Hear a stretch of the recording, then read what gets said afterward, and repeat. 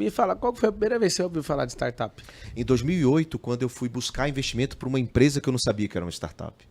Era um e-commerce. Eu achava que e-commerce tinha a ver com internet, tinha a ver com startup. 2008, 14 anos, né? E me disseram que tinha dinheiro no Silicon Valley, na Califórnia, nos Estados Unidos, para esse tipo de negócio. E eu fui atrás desse dinheiro. Porque eu faturava bem, uma empresa de e-commerce de ingressos, de 50 milhões de faturamento ano, uma empresa média, pequena média. Mas eu queria crescer, eu queria mais, eu queria expandir. E aí disseram que tinha dinheiro para esse tipo de negócio. E eu fui buscar. Cheguei lá, apliquei para um fundo, apliquei para um anjo lá, como o João hoje, como você. Apliquei lá no Silicon Valley e fui apresentar. Só que, Pablo, quando eu cheguei lá, o que eu mostrei para os investidores? Eu mostrei mesa, cadeira, fachada, prédio, estrutura, carro plotado, funcionário fardado. Eles eram assim, mas qual o seu CAC? Qual o seu custo de aquisição de cliente? Eu não sabia o que era isso. Eu não quero ver isso. Mas como você não quer ver minha estrutura? Não, eu quero ver sua estrutura. Me dê os números. Me dá seus números, me dá o bottom line, me dá... Isso que você está me mostrando é CAPEX e OPEX. Startup tem que fazer mais com menos.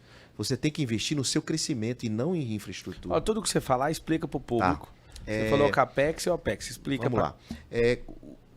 O CAPEX são aquisições que você faz para a sua empresa. Então, imóveis, estrutura, tudo isso é CAPEX. É investimento que você faz em equipamento, computadores, isso é CAPEX. OPEX é o custo operacional da sua empresa. Então, startup e essas empresas inovadoras, elas têm que ter uma alta receita e baixa despesa desproporcional. Então, significa dizer o seguinte, quando você compra uma assinatura do Netflix, o Netflix tem que aumentar a estrutura para te atender? Não. Só banco de dados. Só banco de dados. Então, servidores. Isso é escalável. Agora, se você tiver que contratar, a empresa tiver que contratar mais um funcionário, mais estrutura para atender, isso não é escalável. Se ela cresce, isso é escalonável.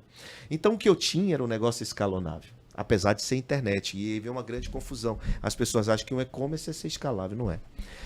E aí, eles não investiram em mim. Foi a primeira vez que eu fui saber o que é uma startup e eu vi a força de um mentor, Pablo.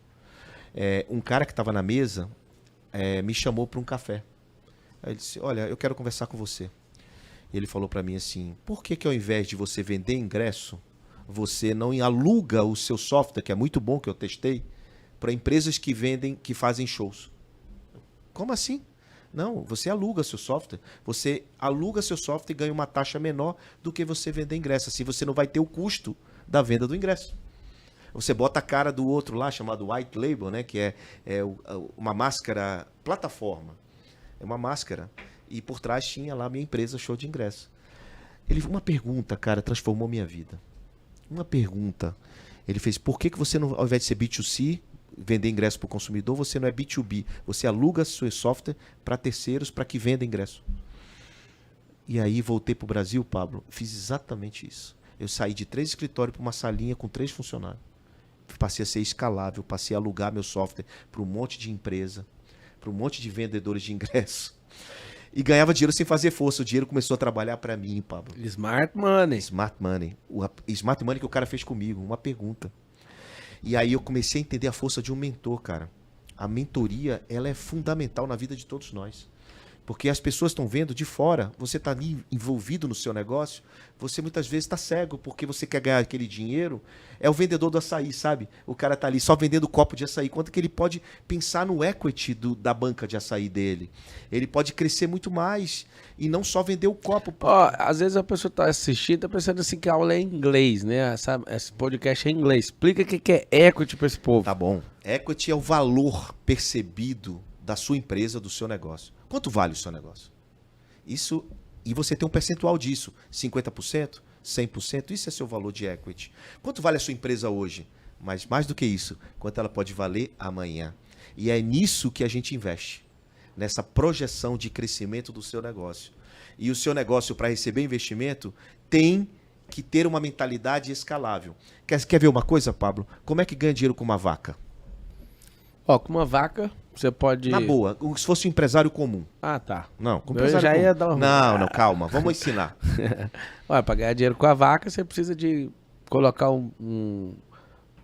colocar um boi para pegar ela, né? Pois é. Esterco. Esterco, ração, procriação, bezerro. Depois você tira leite. Tira leite, vende o leite, derivado de leite, queijo, etc. Isso. Isso é nível de consciência 1. Aí que tem um grande segredo. As pessoas que estão ganhando dinheiro hoje têm um nível de consciência 2, 3, 4. Você pode perceber, todos os empresários que você se relaciona têm nível de consciência 2 em diante. Como é que ganho dinheiro? Eu ganharia dinheiro com a vaca? Eu faço o NFT da vaca. Eu vendo a produção de 5 anos a valor presente. Eu faço o Instagram da vaca. Eu tenho muitas outras maneiras de ganhar dinheiro com a vaca, só que o empresário tradicional, ele não sabe. Não sabe e talvez duvida quando alguém fala para ele. Exatamente. Só que existem muitas maneiras que são modelos de negócio diferentes. Por exemplo, modelo de negócio tradicional: comprar, vender, alugar e prestar serviço. Isso você sabe fazer. E que tal download de aplicativo? E que tal assinatura de qualquer coisa que você faça? Que tal você entender que é sobre o uso e não sobre a posse das coisas? E que tal você explodir, putz, né? Putz! Como o Pablo te ensina, é você começar a ganhar dinheiro não só com a tua força de trabalho, com a tua mão de obra de produzir algo, mas ganhar dinheiro com a produção de terceiros.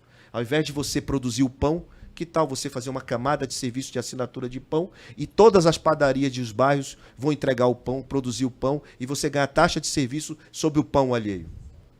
É sobre isso, nível de consciência 2. Você tem startup que faz isso? Tenho várias. Não só desse serviço, mas de vários serviços. A grande vantagem minha é que eu convivo com eles, né? Olha pra você ver, talvez vocês não prestaram atenção. Olha o que ele falou. Parecia um devaneio, ele falou, tem várias que fazem isso com diversos produtos. Presta atenção. Você cria um aplicativo, a pessoa cadastra as panificadoras e a panificadora vira um ponto de entrega. Olha que louco. Você pede o pão chega pela panificadora mais próxima da sua casa. Exato. E o que é que ele tem? Só um site de venda de pão. E o que vale mais, a padaria ou o site de venda de pão? O site compra 1000 padarias. Claro, tem 1000 padarias. Porque a distribuição come o produto no café da manhã. Quem tem distribuição tem tudo. Tá aí a XP, que deu uma aula para os bancos. Distribuição, gente. Você tem distribuição. Você tem a atenção das pessoas. Quem tem atenção tem tudo. É a moeda mais valiosa que existe, é a atenção. E não é mais tempo, nem nada disso. É quem tem a sacada da distribuição e a atenção. E é sobre isso que essas startups fazem. Ela consegue distribuir com muito pouco recurso, ou seja, fazem mais com menos. E o que nós fazemos é investir nesse tipo de coisa. Né? Ou são empresários, empreendedores, e a gente pode falar um pouco sobre isso, qual é a diferença do empresário para o empreendedor, mas são empresário e empreendedor que tem esse nível de consciência 2 em diante, vai até 5. E aí, até 5 que a gente conhece, por exemplo, posso complicar um pouco? A gente falou da vaca, mas será que vai ter venda de vai ter vacaria por aí daqui para frente? Será que vão ter que matar as vacas daqui para frente? Não. Porque as vacas já tem laboratório da JBS, por exemplo, que entra uma vaca e sai 100 do outro lado. Ou seja, reprodução sem a reprodução. Sem precisar matar, carne sem precisar matar o animal, entendeu? E não é carne vegetal, não. Não tô falando de vegetal, não tô falando de vegetariano, não. Tô falando de carne mesmo. E aí, cara, isso é loucura, isso é nível de consciência 3. 2024 já chega aqui no Brasil. Não, já tem laboratório. Não, tem no laboratório, mas vai ser comercializado em 2024. Então isso aí é estranho. Carne de laboratório. Eles estão arrumando um nome bonitinho, senão você não vai comprar, mas é igualzinho. É igualzinha. Então, e isso é um nível de consciência diferente, porque você ainda está pensando em como vender o ovo da galinha.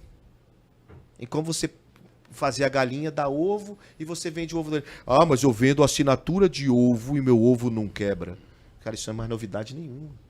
Isso não escala, porra. Isso é escalonável, né? Mas aí, de quantas granjas você distribui? Então, de novo, quem tem distribuição tem tudo.